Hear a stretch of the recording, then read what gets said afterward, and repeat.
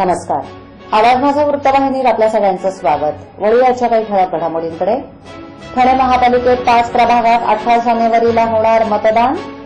ठाण्यातील तरुणाची सायकलवरून जगरहाटी आणि 2 विद्यार्थिनींवर अॅसिड फेकण्याची धमकी.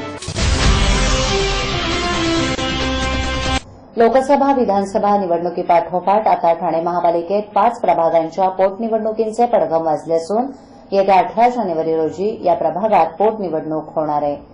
काँग्रेसमधून शिवसेनेत डेरेदाखल झालेले रवींद्र फाटक यांच्यासह त्यांच्या पत्नी यावेळी शिवसेनेतून नशीब आजमावण्यासाठी सज्ज झालेत.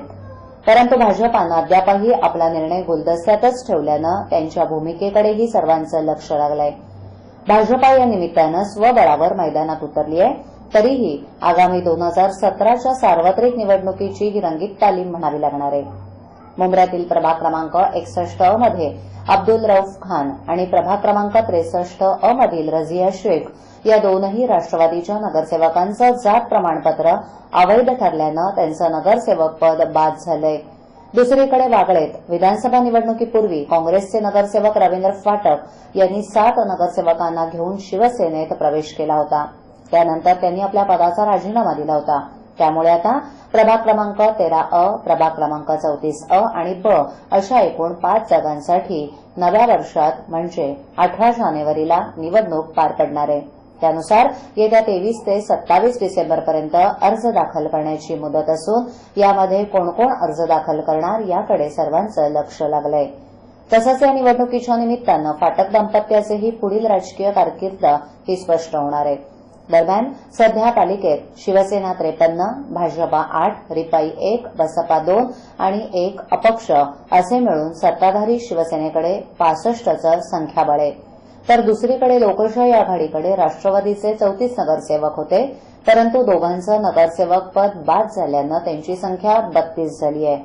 तर काँग्रेसच्या 3 नगरसेवकांनी राजीनामा दिल्यानं काँग्रेसची संख्या 18 वरून 15 वर आली आहे. त्यांच्या गोटात मनसेचे 7, अपक्ष 6 असे मिळून 65चं संख्याबळ होतं. परंतु आता त्यातील 5 नगरसेवकांचं संख्याबळ घटलंय. त्यामुळे या 5ही जागा पुन्हा आपल्या ताब्यात घेण्यासाठी लोकशाही आघाडी तयारीला लागली आहे. दुसरीकडे भाजपानं अद्यापही आपला निर्णय गुलदस्त्यातच ठेवल्यानं ते कोणता निर्णय घेणार हे पाहणं देखील महत्वाचं ठरणार आहे. ठाणे महानगरपालिका हद्दीत घर घेताय का? मग ते अनधिकृत तर नाही ना, याची खातरजमा करा. अनधिकृत घर घेणं हा विकणाऱ्यासोबत विकत घेणारा देखील तितकाच दोषी असतो. तेव्हा घराची डोळस खरेदी करा. आपली कुठे फसवणूक तर होत नाही ना, यासाठी ठाणे महानगरपालिका मुख्यालयातील 4थ्या मजल्यावरील बांधकाम विभागात घराचा सर्वे नंबर, टिक्का नंबर याची खातरजमा करा. घराचं स्वप्न अवश्य करूया साकार, पण अनधिकृत घराचा नका करू कधीही विचार. अधिकृत घर म्हणजे उद्याची देखील निश्चिंती. अनधिकृत घराचे दार म्हणजे डोक्यावर कधीही तोडण्याची टांगती तलवार. जगणं तुमचं होऊ दे सुरेल गाणं, स्वच्छ सुंदर आणि अधिकृत घरांचं हजरं ठाणं. ठाणे महापालिकेतर्फे जनहितार्थ प्रसारित. ठाण्यातील 10वी इयत्ता शिकलेला सर्वसामान्य कुटुंबातील तरुण गिअर नसलेल्या साध्या सायकलवरून 11 देशांच्या दौऱ्यावर त्यानं रविवारी कूच केली. राजेश राम खांडेकर असं त्याचं नाव असून दिवसेंदिवस वाढणाऱ्या ग्लोबल वॉर्मिंगबाबत जनजागृती व्हावी यासाठी तो ही सायकलवारी करत असल्याचं त्यानं सांगितलं. तब्बल 9 महिन्याच्या प्रवासानंतर राजेश ठाण्यात परतणार आहे. यापूर्वीही त्यानं सायकलवरूनच भारतभ्रमण, कारगिल यात्रा आणि 16 देशांचा दौरा केला होता. ठाण्यातील वर्तकनगर येथील माढा वसाहतीत राहणारा राजेश घरातील शेंडफळ, विवाहित असलेले 1 भाऊ आणि 1 बहीण आणि आई वडील अशा एकत्र कुटुंबात राहणारा राजेश उदरनिर्वाहासाठी जनरल स्टोअर चालवतो. हा तरुण गेली 12 वर्ष ग्लोबल वॉर्मिंग कमी व्हावं यासाठी सायकलवरून जगाची सफर करतोय. यापूर्वी 1997 साली भारतभ्रमणानंतर 2000 साली कारगिल युद्धाला वर्ष पूर्ण झाल्यानं केलेलं शहीदांना अभिवादन आणि तब्बल 16 देशात 17,000 किलोमीटरचं अंतर सायकलनं पार केलंय. राजेश लाता Bangladesh, Myanmar, Thailand, Laos, Vietnam, Cambodia, Malaysia, Singapore, Indonesia, Australia आणि न्यूझीलंड या देशात 21,000 किलोमीटरचं अंतर कापायचंय. याकरता तो दररोज 30 ते 40 किलोमीटर सायकलचा सराव आणि नियमित व्यायाम करत असून त्याच्या जगरहाटीला 12 लाखांचा खर्च आहे. अनेक दानशूर व्यक्तींनी त्याला मदतीचा हात दिला असला तरी आर्थिक मदतीसाठी त्यानं आवाहन केलं आहे. आई कुणा म्हणू मी, गोड गोजिरी, गंध फुलांचा गेला सांगून, अशी पी सावळाराम यांची गाणी मला लहानपणी मुखोद्गत होती. खूप साधी, खूप काही आशय सांगणारी आणि मुख्य म्हणजे लयीत असणारी गाणी पी सावळाराम यांनी आपल्याला दिली. ते खरंच जनकवी होते, असे उद्गार ज्येष्ठ अभिनेत्री सुलभा देशपांडे यांनी काढले.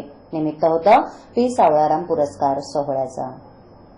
ठाणे महापालिका आणि जनकवी पी सावळाराम कला समिती यांच्या संयुक्त विद्यमानं देण्यात येणारा गंगा जमुना पुरस्कार रविवारी सुलभा देशपांडे यांना प्रदान करण्यात आला. यावेळी पुरस्काराला उत्तर देताना त्या बोलत होत्या. ज्येष्ठ समीक्षक इसाक मुजावर यांनाही यावेळी पी सावळाराम पुरस्कारानं सन्मानित करण्यात आलं. प्रसिद्ध अभिनेते अंगद नेस्कर, साहित्यिक अरविंद दोडे आणि शिक्षण क्षेत्रातील योगदानाबद्दल वैदेही दफ्तरदार यांनाही पुरस्कार प्रदान करण्यात आला. कला समितीच्या डॉ कल्पना पाठारे, संजय पाटील, नगरसेवक गिरीश वाझे, महापौर संजय मोरे आणि खासदार अर्जन विचारे यावेळी उपस्थित होते. पी सावळाराम यांच्या गाण्यात आपल्या मनातल्या भावना असत, त्यामुळे ही गाणी अगदी सहज पाठ होत आणि ही गाणी त्या त्या प्रसंगी आठवतातही, इतकी ती आपली आहेत. त्यामुळे त्यांना जनकवी म्हटलं जातं ते योग्य आहे, अशा भावना सुलभा देशपांडे यांनी यावेळी व्यक्त केल्या. इसाक मुजावर यांनीही मंगेशकर कुटुंबियांच्या कारकिर्दीतील पी सावळाराम यांच्या योगदानाचा उल्लेख केला. अंगद नेस्कर, अरविंद दोडे, वैदेही दफ्तरदार, खासदार अर्जन विचारे, महापौर संजय मोरे यांची यावेळी भाषणं झाली. समितीच्या डॉ कल्पना पाठारे यांनी प्रस्तावित केलं तर सूत्रसंचालन राजेंद्र पाटणकर यांनी केलं. बाबा उद्या फी भरावीच लागणार. पैसे पाठवू कसे? सोपं आहे. टीजीएसबी मध्ये खातं आहे. हो आहे. गुड. एटीएम कार्ड आहे. मग पैसे इथल्या शाखेत टाका आणि त्याला कुठल्याही एटीएम मधनं काढायला सांगा. बँक नेटवर्कच्या कुठल्याही एटीएम मध्ये तुम्ही टीजेएसबीचे एटीएम कार्ड वापरू शकता. बाबा पैसे मिळाले. आता बँकिंग इज नो टेन्शन यार. नवी मुंबईतील राष्ट्रवादीचे बडे नेते गणेश नाईक राष्ट्रवादीतच राहणार असल्याचा दावा ठाण्यातील राष्ट्रवादीचे आमदार जितेंद्र आव्हाड यांनी पत्रकार परिषदेत केला. नाईक यांचं पवारांशी बोलणं झालं असून राजकीय विरोधक नाईक यांच्याबाबत अफवा पसरवत आहेत, तेव्हा पक्षात फूट टाळण्यासाठी शुक्रवारी पार पडलेल्या बैठकीत राष्ट्रवादीच्या आमदारांनी पवारांशी संवाद साधल्याचं आव्हाड यांनी सांगितलं. लोकसभा आणि विधानसभा निवडणुकीत बालेकिल्ल्यात पडझड झाल्यानं नवी मुंबईचे सर्वेसर्वा राष्ट्रवादीचे नेते गणेश नाईक यांनी कार्यकर्त्यांच्या आग्रहाचा बाऊ करून भाजपामध्ये प्रवेश करण्याचं निश्चित केलंय. या संदर्भात नाईक कंपनीनं अद्याप आपली कुठलीही जाहीर भूमिका मांडली नसताना आव्हाड यांनी ठाण्याच्या विश्रामगृहात पत्रकार परिषद घेऊन नाईकांच्या भाजपा प्रवेश ही अफवा राजकीय विरोधकच पसरवत असल्याचं सांगितलं. तसंच शरद पवार आणि अजित पवार यांनी नाईक यांच्यासह जिल्ह्यातील राष्ट्रवादी आमदारांशी बोलणं केल्याचं आव्हाड म्हणाले. तर गणेश नाईक आणि शरद पवार यांचे गेले 15 ते 20 वर्ष स्नेहभावाचे संबंध असल्यानं नाईक यांचं राष्ट्रवादीत वेगळं स्थान आहे. जिल्ह्यात पक्ष फुटेल असं कोणतंही कृत्य न करता नाईक राष्ट्रवादीतच राहतील असा विश्वास त्यांनी व्यक्त केला. याबाबत नाईक यांच्याशी संपर्क साधला असता तो होऊ शकला नाही. दरम्यान राज्याचे मुख्यमंत्री देवेंद्र फडणवीस यांनी मुंबईसाठी केंद्रीय समिती बनवल्याबद्दल आणि वेगळ्या विदर्भाच्या मागणीवर देखील आव्हाड यांनी टीका केली. प्रेमाला नकार दर्शवणाऱ्या दोघी विद्यार्थिनींना रस्त्यात अडवून त्यांच्यावर अॅसिड फेकण्याची धमकी देणाऱ्या दोघा मजनूंवर वागळे स्टेट पोलिसात गुन्हा दाखल करण्यात आला आहे. पीडित मुली आणि दोघे मजनू एकाच परिसरात राहणार आहेत. वागळे स्टेट परिसरातील हजुरी लुईसवाडी इथे राहणाऱ्या दोघी विद्यार्थिनी खासगी शिकवणीला जातात. तेव्हा सबूर शेख आणि हुसेन शेख ह्या एकतर्फी प्रेम करणाऱ्या दोघा मजनूंनी त्यांचा पाठलाग सुरू केला होता. सतत 3 दिवस हा पिछा करून लैंगिक विनोद करून छेडछाड करत होते. शनिवारीही शिकवणीला जात असताना दुकलीनं पुन्हा असाच प्रकार केल्यानं दोघींनी त्यांना झिडकारलं. याचा राग येऊन हुसेनच्या सांगण्यावरून सबूर यानं एकीचा हात पकडून धमकावत अॅसिड फेकण्याची धमकी दिली, अशी तक्रार पीडित मुलींनी पोलिसात दिली आहे. अशा ठळक घडामोडी शेवटी पुन्हा एकदा. ठाणे महापालिकेत 5 प्रभागात 18 जानेवारीला होणार मतदान. ठाण्यातील तरुणाची सायकलवरून जगरहाटी आणि 2 विद्यार्थिनींवर अॅसिड फेकण्याची धमकी. आपल्या विभागातील काही सूचना अथवा समस्या असल्यास त्या आमच्यापर्यंत जरूर पोहोचवा. आम्ही तुमचा आवाज नागरिकांपर्यंत नक्की पोहोचवू.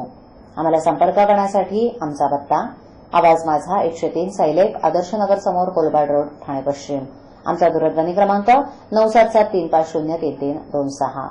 आमचा ईमेल आयडी awazmaza.tvnews@gmail.com. आवाज माझावरील एखादी बातमी पाहिजे राहून गेली असल्यास युट्यूबवर ती तुम्ही पाहू शकता. तर मग उद्या पुन्हा भेटू याच वेळी याच ठिकाणी काही नवीन घडामोडींसह आवाज माझा वृत्तवाहिनीत. तोपर्यंत नमस्कार.